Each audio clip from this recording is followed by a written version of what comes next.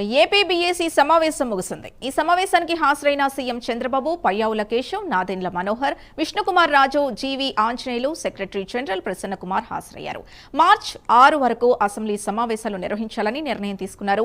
16 రోజుల పాటు అసెంబ్లీ నిర్వహించాలని నిర్ణయించారు. అలాగే అసెంబ్లీ ఆవరణలో మార్చి 5, 6, 7 తేదీల్లో ఎమ్మెల్యేలకు ఆటల పోటీలు నిర్వహించేందుకు బీఏసీ నిర్ణయం తీసుకుంది. ఇదే అంశానికి సంబంధించి పూర్తి డీటెయిల్స్ మా కరెస్పాండెంట్ శ్రీహరి అందిస్తారు.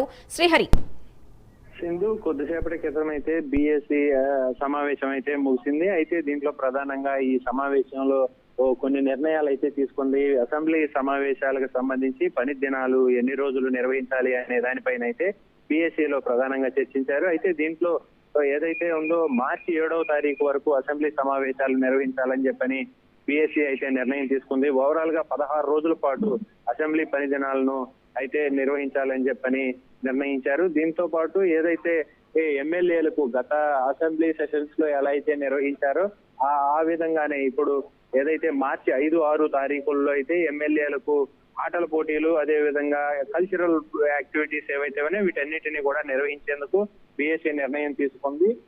ఏదైతే పని ఒత్తిడితో పాటు ఆహ్లాదకరమైన వాతావరణాన్ని కూడా సృష్టించాలి. దీంతో పాటు ఈ అసెంబ్లీ సమావేశాలు ఏవైతే జరుగుతున్నాయో ఈ జరుగుతున్న అసెంబ్లీ సమావేశాలను అదే విధంగా విద్యార్థులు, ఇప్పుడు ప్రస్తుత విద్యార్థులు ఎవరైతే ఉన్నారో విద్యార్థులు, ప్రభుత్వ పాఠశాలల నుంచి విద్యార్థులు కూడా వీటిని ప్రత్యక్షంగా వీక్షించేందుకు కొన్ని ఏర్పాట్లు కూడా ఇప్పటికే చేపట్టారు. ఈ నేపథ్యంలోనే బీఎస్సీ సమావేశంలో అయితే ఇవన్నీ కూడా నిర్ణయాలు తీసుకున్నట్టు తెలుస్తుంది. సింధు.